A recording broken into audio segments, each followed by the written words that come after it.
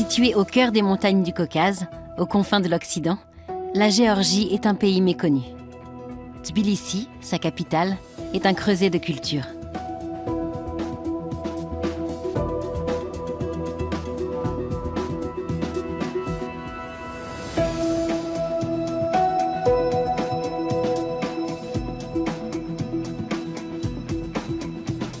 La Géorgie, c'est le pays de l'écrivaine Nino Haratichvili, un pays qui s'enorgueillit d'une longue tradition littéraire.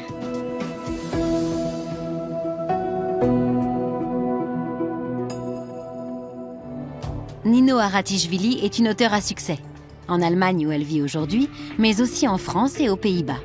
Tbilissi, sa ville natale, joue un rôle important dans ses nombreux romans et pièces de théâtre.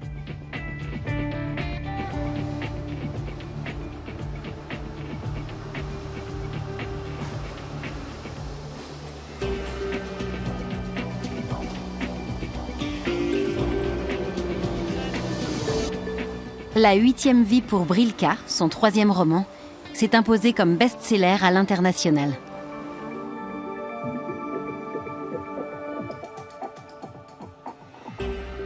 Je dois ces lignes à un siècle qui a trompé et abusé tout le monde, tous ceux qui espéraient.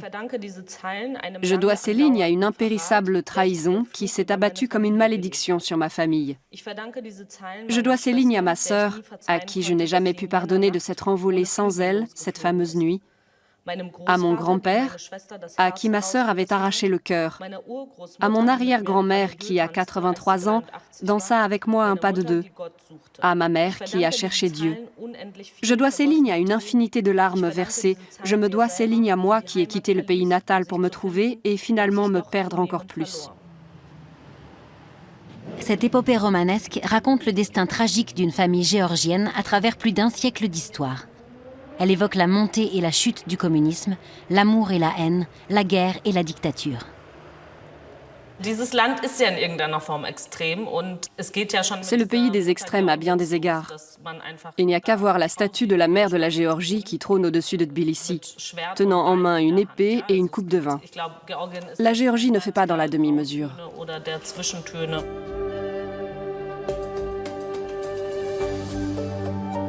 Trait d'union entre l'Orient et l'Occident, la Géorgie est l'une des plus anciennes nations culturelles. Christianisée dès le VIe siècle, elle est réputée pour ses monastères et ses églises. Tbilissi s'étend sur les deux rives du fleuve Koura et sur les collines environnantes. Dans cette métropole en pleine mutation, la ferveur religieuse côtoie la morosité post-soviétique et les nouvelles tendances.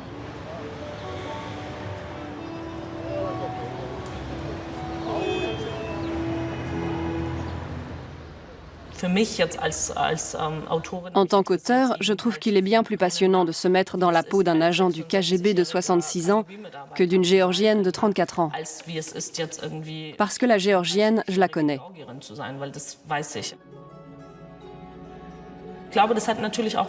Mais c'est aussi lié à l'époque où j'ai grandi. Mon enfance a été marquée par des événements terribles qui auraient conduit tout occidental sur le divan d'un psy pendant 10 ans. Mais ici, je ne suis pas une exception. Tout le monde a vécu la même chose.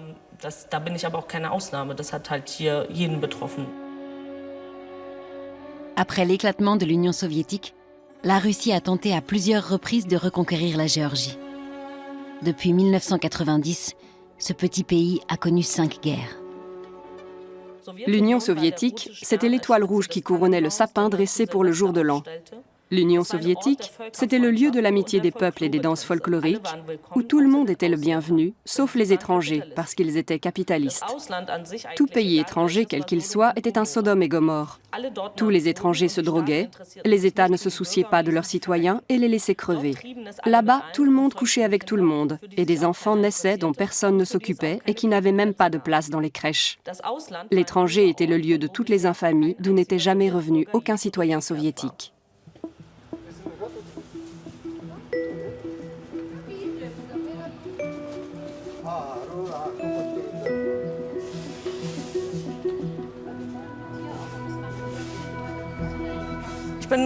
J'ai passé la plus grande partie de mon enfance dans ces cours d'immeubles du quartier de Sololaki. Ma famille du côté maternel vit encore ici.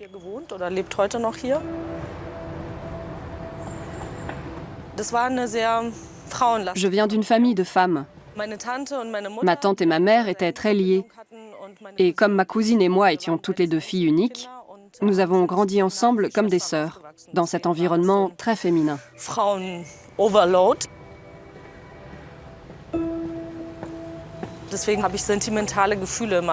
Quand je reviens dans ce quartier, ça me fait toujours quelque chose de voir toutes ces vieilles cours. Elles évoquent une autre forme de vie en commun. Les balcons ne séparent pas vraiment les logements.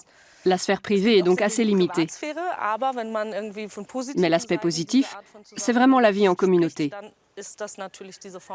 Tout le monde se connaît et grandit ensemble.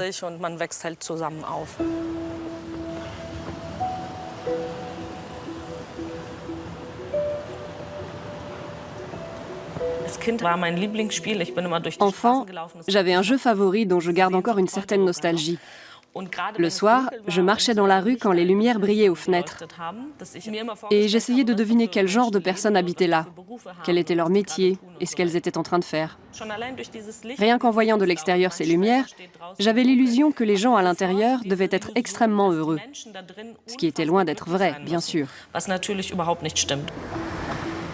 Nino Haratichvili est né en 1983 dans la vieille ville de Tbilissi.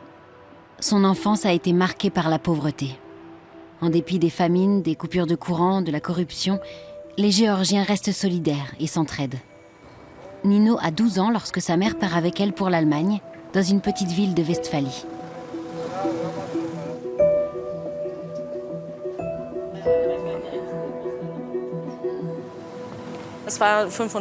En 1995, on était en pleine époque post-soviétique. En Géorgie, Shevardnadze était au pouvoir et c'était le chaos total, entre stagnation, corruption et népotisme. Avant ça, il y avait eu tous ces conflits, guerre d'Abkhazie, guerre d'Ossétie, sans oublier la guerre civile à Tbilissi. Le pays connaissait d'importants problèmes économiques. Les gens ont essayé de tenir le coup et de faire face parce que la société qu'ils avaient connue jusque-là était en train de voler en éclats. Entre-temps, mon père est décédé et ma mère a dû trouver une solution pour subvenir à nos besoins. Elle a eu une opportunité pour aller travailler en Allemagne. Au départ, c'était censé durer seulement 1 ou 2 hivers. En tout cas, pas plus d'1 an et demi. En fin de compte, ça s'est prolongé et ma mère a fini par rester en Allemagne. Moi, je suis rentrée en Géorgie au bout de 2 ans, à l'âge de 14 ans. J'avais vraiment le mal du pays. Il faut dire qu'en Allemagne, on habitait à la campagne. C'était aux antipodes de ce que je connaissais ici.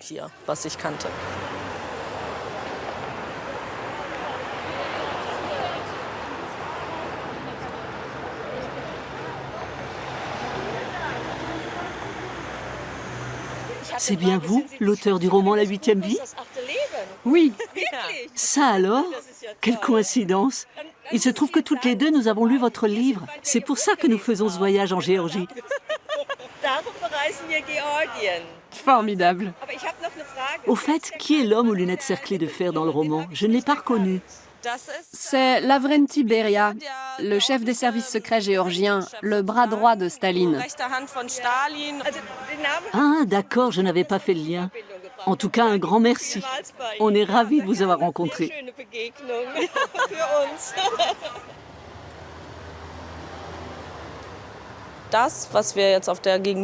De l'autre côté de la rue, c'est la maison de Lavrenti Beria. Dans la 8e vie, il est surnommé le petit grand homme. Beria, tout comme Staline, était géorgien de naissance. Il a participé à la fondation du NKVD, l'ancêtre du KGB, et en a été le chef pendant très longtemps. Le paradoxe, c'est que ce bâtiment abrite aujourd'hui le comité olympique géorgien. Un petit musée consacré à la reconstruction du pays aurait été le bienvenu, mais bon, c'est comme ça. Maintenant, c'est le comité olympique.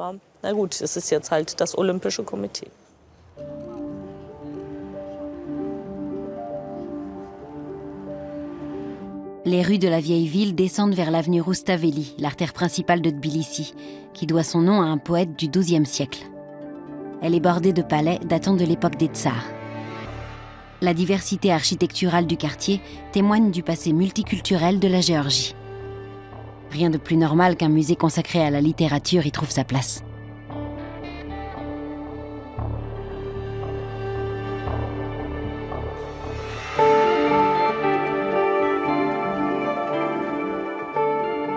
Lasha Bakradze en est le directeur.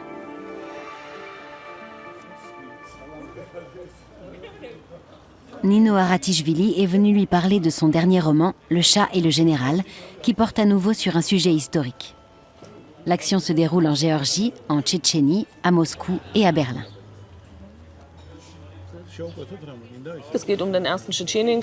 Il y est question de la première guerre de Tchétchénie et des personnes traumatisées d'une façon ou d'une autre par cette guerre.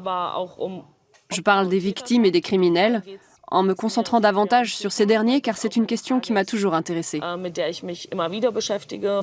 En fait, ce livre est structuré comme un roman feuilleton avec plusieurs protagonistes. L'un des fils conducteurs est un soldat qui se rend complice d'un crime et doit vivre avec cette culpabilité. C'est un livre sur les règlements de compte, la vengeance et les traumatismes, ou plutôt les zones de non-droit. Quelles en sont les conséquences? Comment elles se répercutent sur la vie des gens?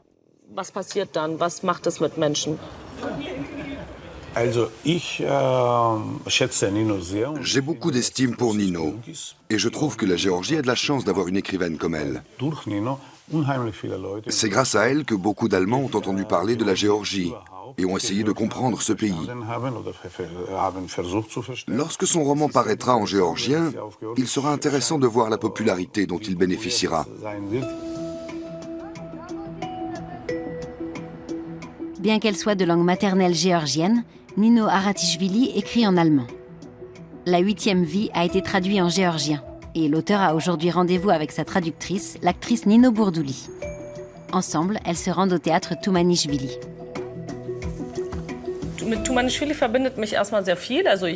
J'ai beaucoup de souvenirs liés à ce théâtre.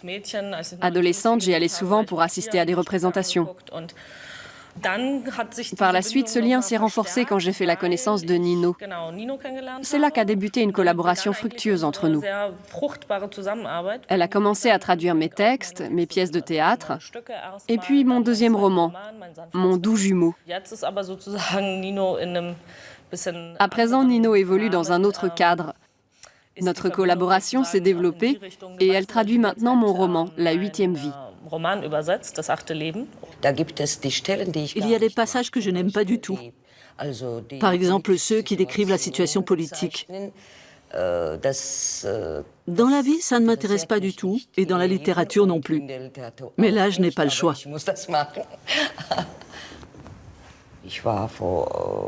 Ce fameux soir, j'étais sur l'avenue Roustaveli. J'étais allée me promener avec mon enfant et j'avais échangé quelques mots avec les gens sur place. Après, je suis rentrée chez moi. C'est à ce moment que ça s'est déclenché. Il y a certains passages du roman, je ne peux pas m'empêcher de pleurer en les traduisant.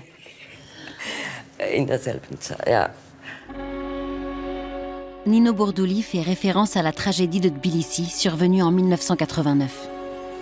Une manifestation d'étudiants géorgiens est violemment réprimée à coups de gaz toxique par les troupes soviétiques et leurs chars, faisant une vingtaine de morts. Nino décrit l'événement dans son roman.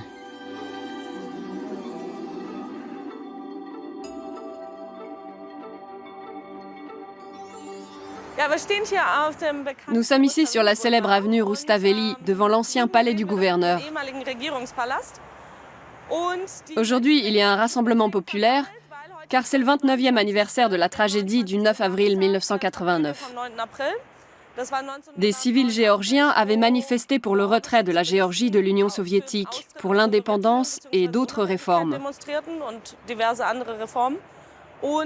L'armée russe est intervenue en réprimant dans le sang cette manifestation qui était au départ pacifique. Juste à côté, il y a le lycée classique de Tbilissi, très connu ici. À l'époque, des gens s'étaient réfugiés à l'intérieur. C'est là que se déroule une des scènes les plus importantes de la 8e vie. Le personnage de Christine meurt pendant la manifestation du 9 avril.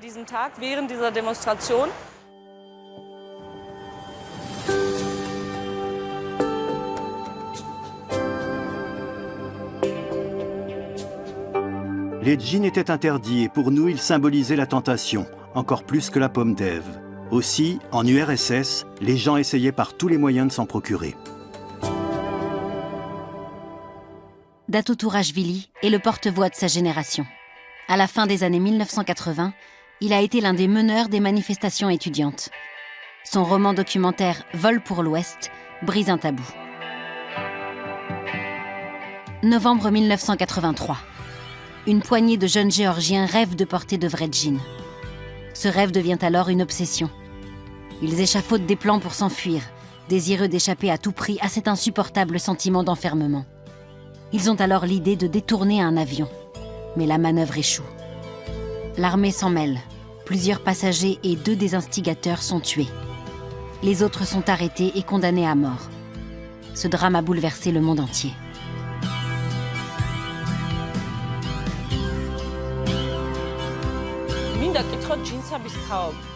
Comment t'es venue l'idée de ce livre?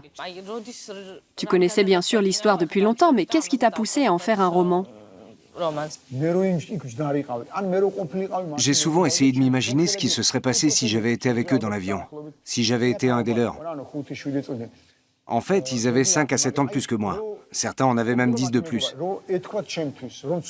Que serait-il arrivé s'ils m'avaient demandé de venir avec eux? Est-ce que j'aurais dit oui? Ces pensées m'obsédaient tellement que je n'arrivais pas à m'en défaire. À un moment donné, je me suis dit qu'il fallait que j'écrive un livre pour me libérer de tout ça. C'est un peu comme une libération. On se décharge d'un fardeau.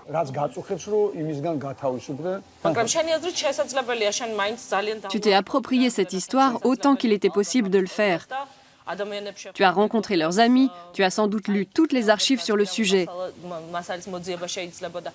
Mais avec le recul, avec ton regard actuel, est-ce que tu penses les avoir suffisamment approchés pour les comprendre, ou est-ce qu'en définitive, ce n'était pas possible? Non, bien au contraire. J'ai précisément cherché à les comprendre. Cette histoire est incroyable.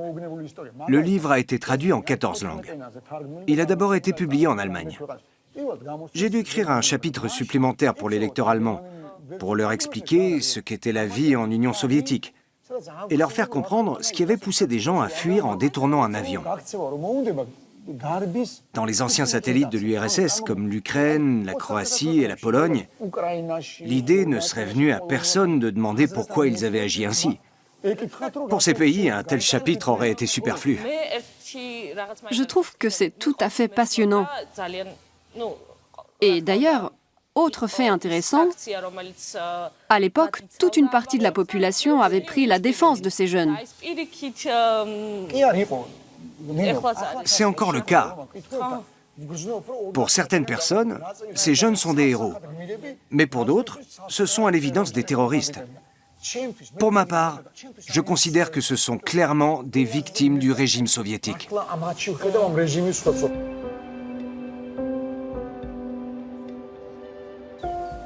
Dato Tourashvili prépare actuellement un ouvrage sur l'histoire du vin géorgien.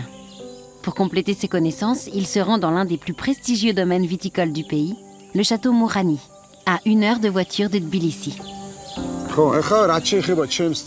Le livre que j'écris en ce moment a pour sujet la viticulture en Géorgie. Il sera traduit en plusieurs langues pour faire découvrir à un large public notre pays, considéré comme le berceau du vin. La Géorgie, le plus ancien pays viticole au monde, s'enorgueillit d'une tradition vieille de 8000 ans, malheureusement anéantie par 70 ans de communisme. Dans les années 1920 et 1930, non seulement nous avons connu d'immenses pertes humaines, Un demi-million de Géorgiens ont été tués, mais nous avons aussi perdu notre culture viticole. Ironie de l'histoire, le même régime qui nous a infligé tout cela a contribué plus tard à notre salut. En 2006, un haut fonctionnaire a interdit l'importation de vin géorgien en Russie. C'était pour nuire à la Géorgie, mais en définitive, cela nous a sauvés. Les vignerons ont pris conscience que nous étions un grand pays viticole et que si nous faisions revivre la tradition, le reste du monde s'intéresserait à notre vin.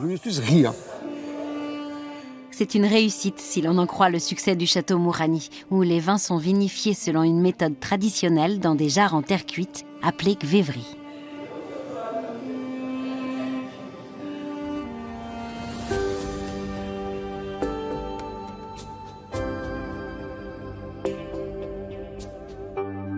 En août, les Russes nous ont bombardés. En septembre, Hélène m'a quitté. En octobre, je suis parti à Lisbonne. Ainsi débute le Littérature Express de Lasha Bogadze, roman qui relate avec humour l'offensive russe lancée en 2008 contre la Géorgie. Aujourd'hui, Lasha Bogadze est un des auteurs les plus populaires en Géorgie. Avant de se lancer dans l'écriture, il s'est illustré avec succès dans le dessin humoristique et la peinture.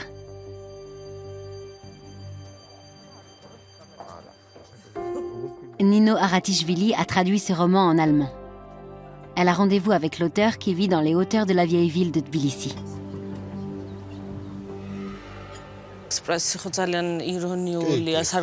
Le Littérature Express est écrit sur un mode très satirique, voire sarcastique. Est-ce une caractéristique de la littérature géorgienne ou est-ce typique de l'époque à laquelle le livre est sorti ?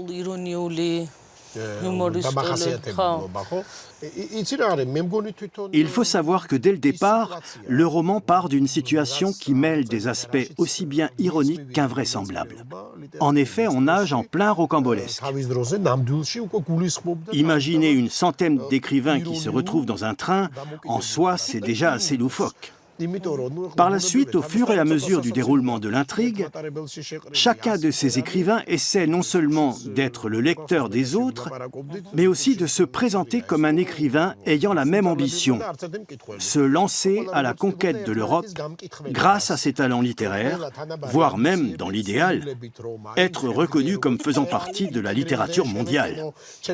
Et ça, c'est vraiment un élément qui est caractéristique du comique de l'époque. Le Littérature Express est le premier livre que j'ai traduit. À l'époque, je me déplaçais beaucoup pour mon travail et je passais pas mal de temps dans le train. La lecture de ce roman m'a vraiment touchée et l'histoire m'a procuré beaucoup de joie.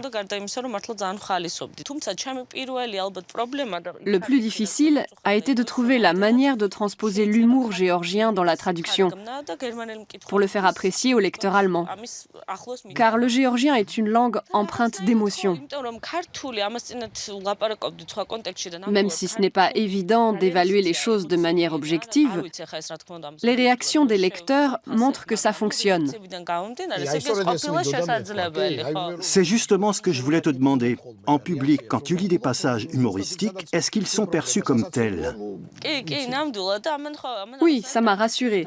Et bien sûr motivée pour continuer la traduction de Lucrezia. Dans son roman Le Premier Russe, Lasha Bogadze évoque avec humour les événements traumatisants qu'il a lui-même vécus au cours des années 1990. L'un de ces récits ayant fait l'objet de critiques de la part du Parlement et de l'Église, il avait dû présenter des excuses publiques. Une véritable humiliation.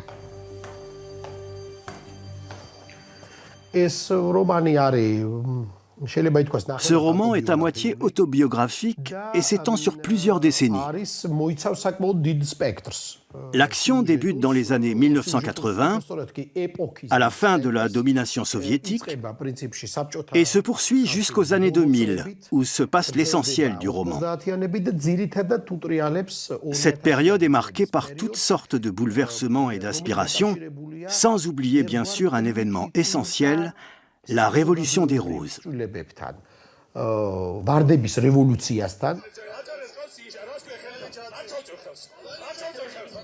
Là, c'est Saakashvili, le chef de l'opposition. Moi, je suis par ici.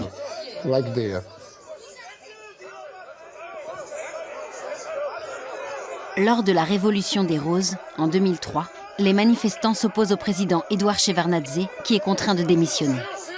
Mikhail Saakashvili, le chef de l'opposition, accède ensuite à la présidence de la Géorgie.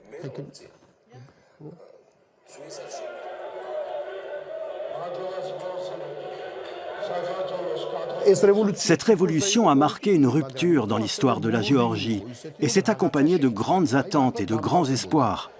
Devenir enfin occidental, en finir avec l'idéologie soviétique et entrer dans la modernité. Bien sûr, ces attentes se sont avérées illusoires. Tout ce qui s'est passé ensuite est moitié tragique, moitié comique. En théorie, il n'y a pas de censure en Géorgie. La liberté d'expression est un principe précieux. Pourtant, les orthodoxes estiment que les écrivains ne devraient pas aborder certains sujets. L'Église a toujours exercé une grande influence en Géorgie.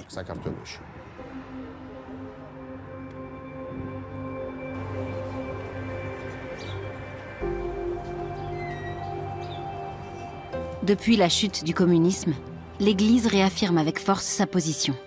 Ultra-conservatrice, elle s'élève contre l'ouverture sur le monde et la tolérance.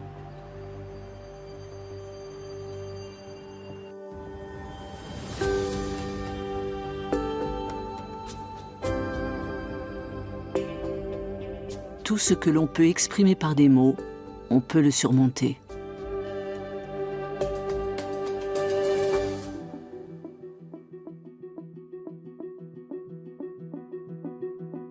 Nino Aratishvili rend visite à sa consoeur Nana Ekvtimishvili, qui habite un village perché sur les hauteurs de Tbilissi.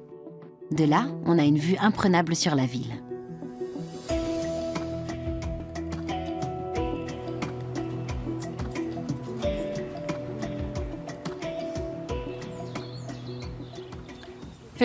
Tandis qu'en gravissant l'escalier de secours, Leila pense qu'elle pourrait atterrir dans un autre monde, elle se dit qu'en traversant le champ de poiriers, elle ne lui échappera jamais. Son cœur se met à battre la chamade et avec une clarté soudaine, elle se voit saisie par les poiriers, puis projetée au sol et sent son corps enserré par les racines s'enfoncer dans la terre meuble.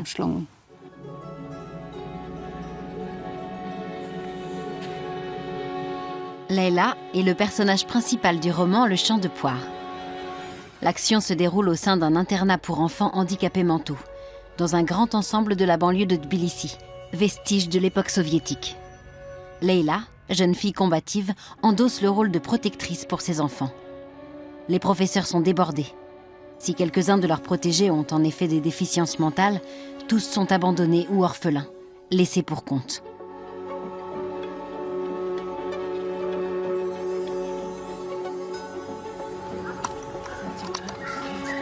Je suis née et j'ai grandi à Tbilissi. La maison familiale se trouvait à côté de l'internat. Toute mon enfance, j'ai vu comment vivaient ces enfants et j'ai aussi joué avec eux. Je connaissais très bien cet internat. Dans le roman, l'établissement est le théâtre de violences entre les enfants et d'actes de pédophilie perpétrés par un professeur d'histoire. Leila a un plan. Éliminer le professeur et inciter les enfants à gagner la liberté en s'enfuyant à travers le champ de poiriers. Je connaissais beaucoup d'enfants dans cet internat. Le personnage de Leila ne fait pas référence à l'un d'eux en particulier. Elle a un peu de chacun d'eux en elle.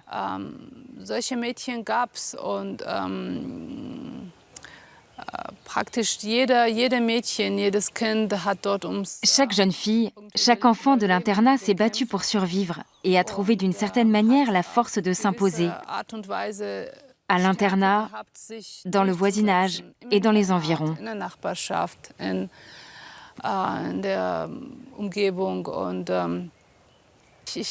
Je me suis dit que je devais consigner mes souvenirs par écrit. Cette idée m'a poursuivie. Quand je raconte ça aujourd'hui, ça paraît tellement incroyable. Dans son roman comme dans ses deux films, Nana Ekvtimishvili donne un visage et une voix aux jeunes filles et aux femmes contestataires. Comme Nino, elle partage sa vie entre la Géorgie et l'Allemagne.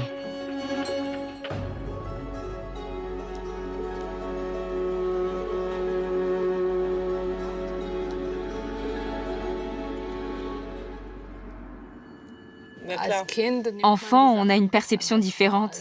Les choses nous paraissent plus grandes qu'elles le sont en réalité. Quand je retourne sur les lieux de mon enfance, j'ai l'impression que les pièces ont rétréci. Quand je pense à cette époque, ce sont toujours des choses terribles qui me reviennent en mémoire. Pauvreté, violence, guerre. Un avenir sombre et sans perspective. À côté de ça, il y avait une sorte d'intensité parce que tout le monde se serrait les coudes. Les gens étaient solidaires. Je ne cherche pas à enjoliver certaines choses du passé. En tout cas, c'était une période très chaotique. C'est peut-être aussi lié à nos souvenirs. Les années 1990, c'était notre jeunesse. Le contexte dans lequel se déroule ton roman est tout aussi chaotique, sauf qu'on n'a pas vécu cette période.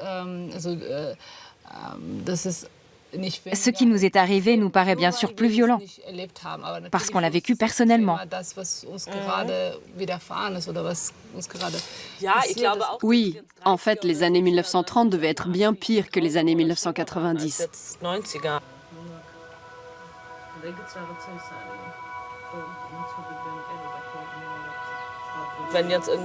Ici, si ton fils ou ta fille, ou ton mari, rentre à la maison à minuit avec des copains, ou si des amis à toi débarquent à minuit, tu leur prépares bien sûr quelque chose à manger.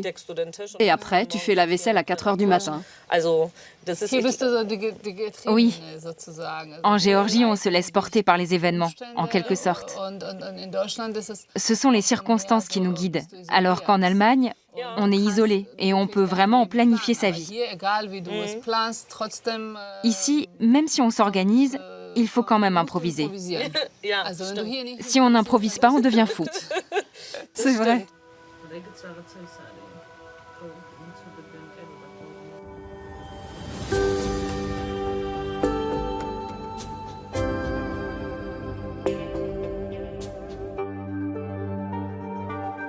On trouve beaucoup d'astuces pour contourner la vérité.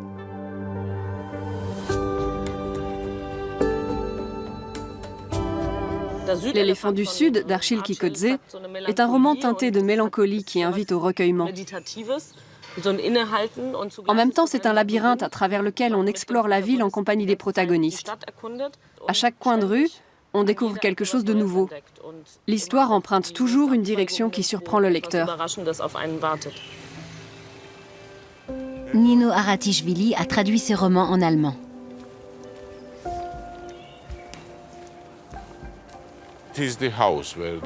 Voici la maison où habite le personnage principal. Elle n'a rien de spécial. Je l'ai choisie au hasard. Ça aurait pu être n'importe quelle autre maison. À l'intérieur, j'ai trouvé un miroir qui a été pour moi une source d'inspiration. C'est intéressant. Mes deux personnages principaux se voient vieillir en se regardant toute leur vie dans ce même miroir.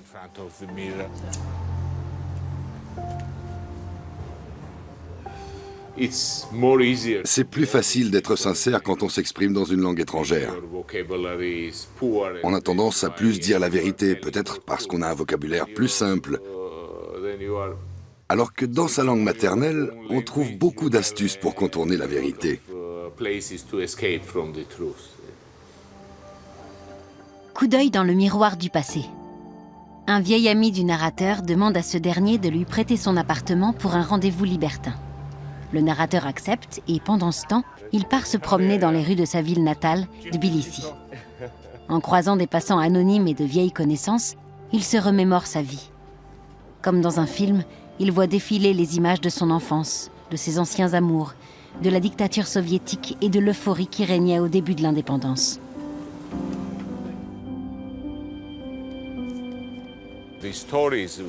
Les histoires du passé que je raconte peuvent être vraies ou pas. Beaucoup sont des anecdotes historiques ou des ragots. Dans ce pays, surtout en ce temps-là, les potins étaient plus fiables que le contenu des journaux. Archil Kikotze saisit l'esprit qui règne à Tbilissi et se sert d'images fortes pour y décrire une journée dans la capitale.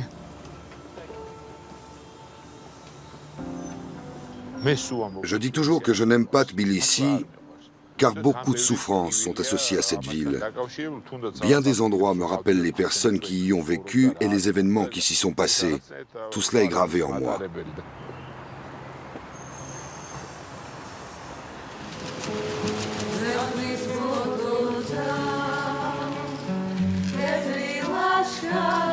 Quand il n'est pas en train d'écrire un roman, il travaille comme comédien.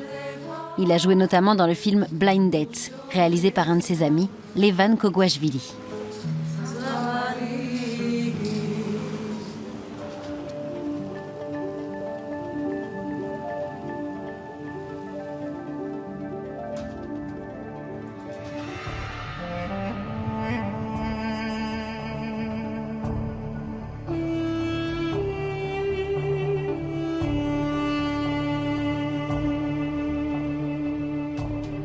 À côté de ses activités artistiques, Archil Kikodze est un passionné de montagne. Depuis Tbilissi, on rejoint en 4 heures la région de la Kefsoureti, située dans la chaîne du Grand Caucase.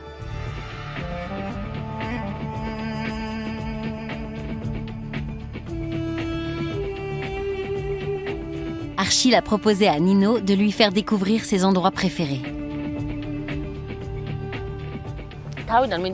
Avant tout, j'aimerais te demander comment est née ta passion pour la montagne.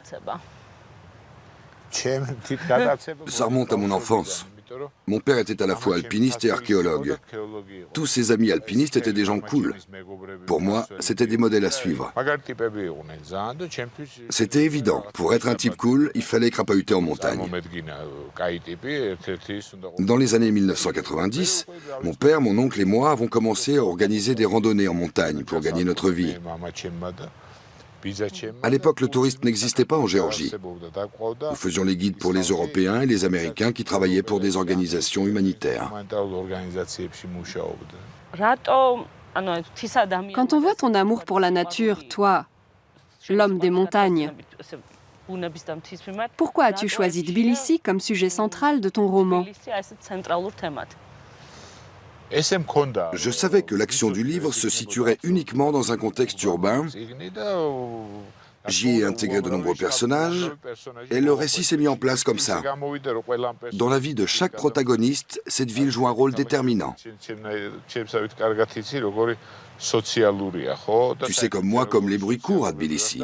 Tous ces commérages, ces relations compliquées, tout ce qu'on apprend et qu'on ne veut pas savoir.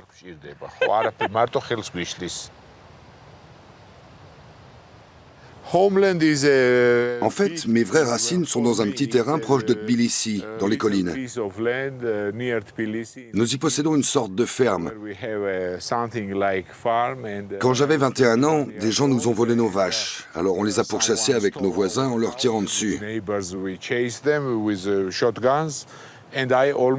J'ai failli tuer un petit garçon.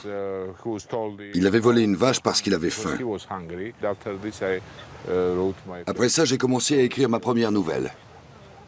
Cette ferme m'a beaucoup apporté. C'était comme un refuge où on se retrouvait entre nous, entre hommes. La chute de l'Union soviétique a mis fin à ces réunions entre hommes.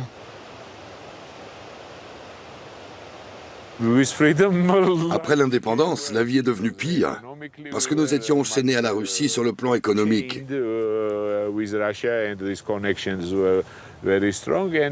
Ce lien était très fort, et comme beaucoup d'autres républiques, la Géorgie s'est montrée assez naïve.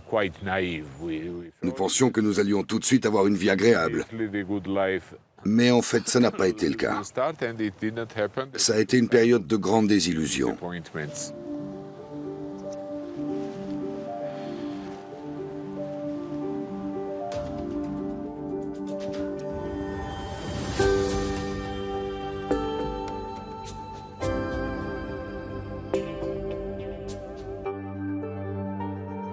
Là où je suis, c'est mon pays.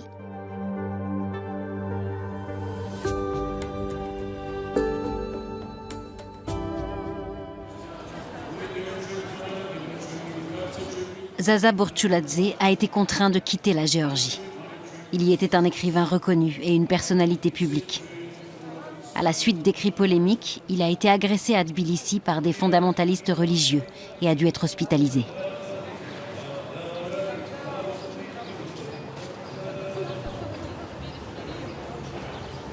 Menacé aussi à la télévision par l'ancien président Mikhaïl Saakashvili, il s'est exilé en Allemagne. Quand j'étais à Tbilissi, je voulais aller à Berlin. À présent, je suis ici et je pense sans arrêt à Tbilissi. Berlin est mon choix, Tbilissi, mon destin.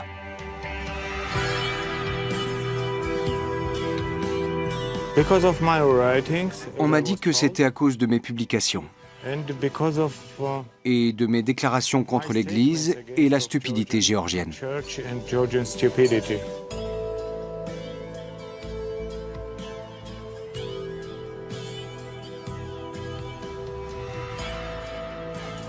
Seconde main de première classe. J'aime beaucoup ce slogan publicitaire. J'aimerais qu'il soit gravé sur ma tombe. Je pense que l'époque actuelle n'est plus aux héros. Elle est aux hommes de peu d'envergure.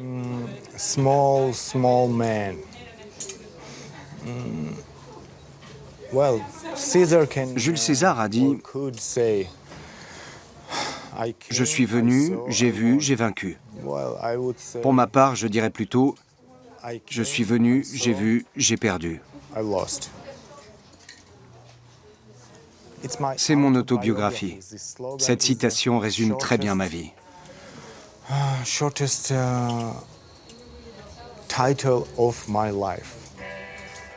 L'écrivain de 44 ans est l'enfant terrible de la littérature géorgienne.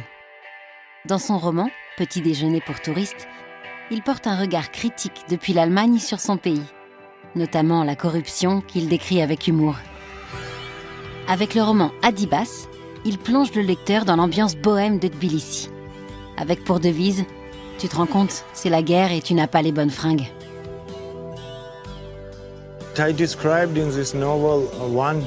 Dans ce roman, je décris une journée particulière dans la capitale de la Géorgie.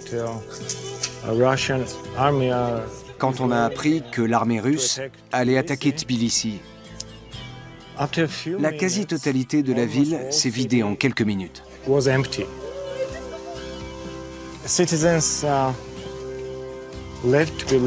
Les habitants sont partis précipitamment.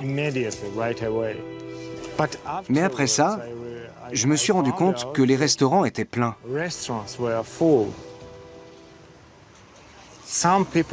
Certains fêtaient l'invasion russe. Ils se réjouissaient de voir des Russes en Géorgie. Ces gens sont toujours là aujourd'hui. Et ils se fichent de tout. Je les surnomme les soviétisés, ou encore les homo soviéticus.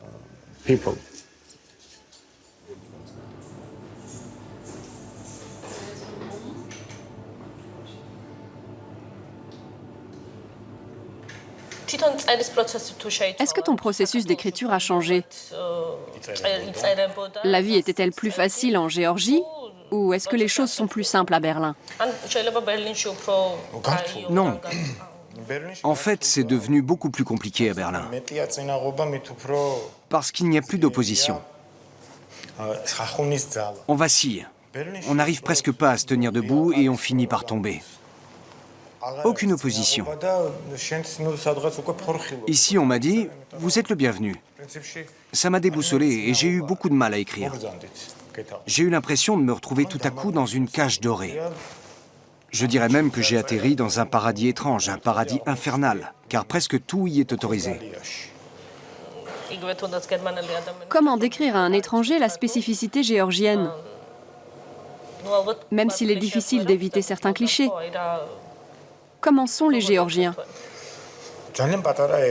Nous sommes une petite nation de 3 millions d'habitants.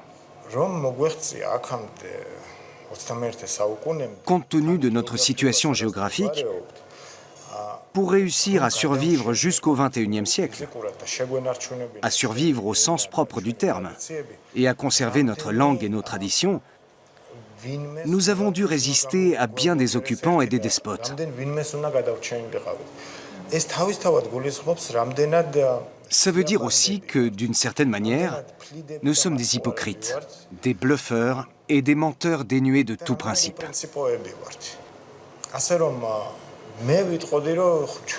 Nous sommes une nation hypocrite. Ce n'est pas qu'un constat négatif. Ça sous-entend aussi d'énormes ressources de notre part. Son roman L'Ange gonflable, paru en France en 2013, est une histoire assez cocasse qui a pour thème le spiritisme et se déroule à Tbilissi. Est-ce ton livre le plus personnel? Tous mes livres sont plus ou moins autobiographiques, y compris celui-ci. Le personnage principal, Georges Gurdjieff, c'est un peu moi.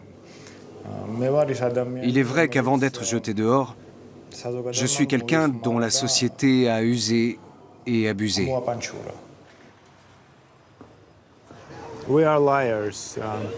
Nous sommes des menteurs.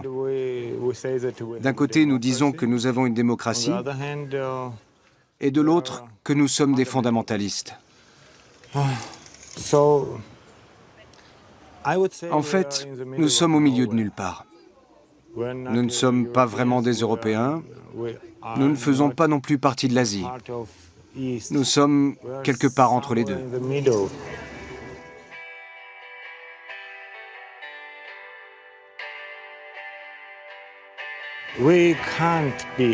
Nous ne pouvons pas être heureux. Nous le sommes uniquement quand nous vivons un drame. Sans drame, on ne s'amuse pas. Mais c'est là notre force.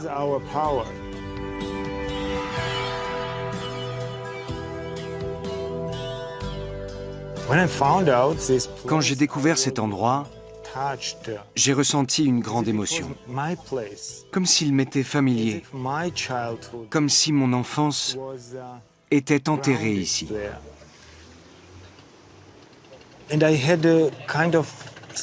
J'ai eu le sentiment profond qu'elle était morte.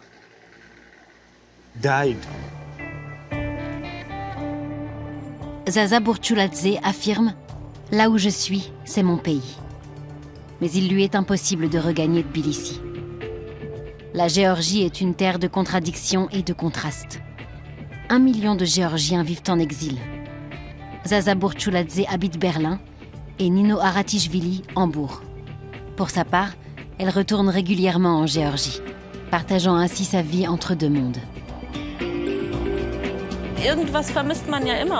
Il y a toujours un moment où quelque chose vous manque. Pour moi, ça fait partie de la vie, et c'est peut-être bien comme ça. Ainsi, on aspire toujours à atteindre quelque chose ou à arriver quelque part. Ce qui me manque souvent, ce sont certaines personnes, certains détails, des lieux, des odeurs, des choses que je ne peux vivre qu'à Tbilissi. Et quand j'y suis depuis un moment, je commence à être nostalgique de ce qui n'existe qu'en Allemagne. À commencer, bien sûr, par mes amis. J'aimerais pouvoir mettre ces deux mondes en relation l'un avec l'autre. Cette aspiration ne me quitte jamais.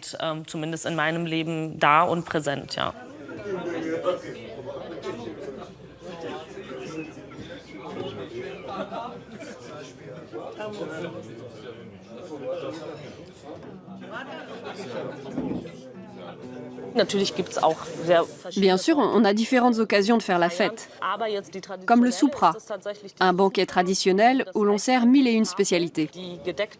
Le vin n'est pas en reste, sans oublier la djadja, une sorte de grappa ou de vodka. Il y a toujours un chef d'orchestre du banquet, le plus souvent un homme, appelé le tamada. Tout au long du repas, il porte un toast à chaque invité. En Géorgie, on ne peut pas lever son verre sans prononcer un petit discours. C'est un rituel sacré.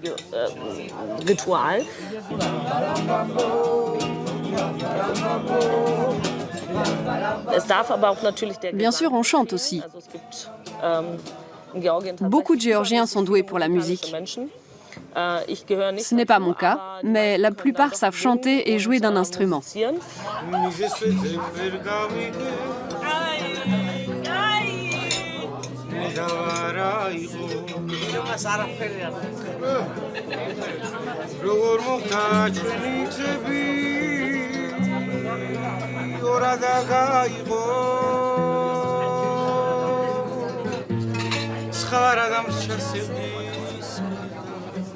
Are you happy?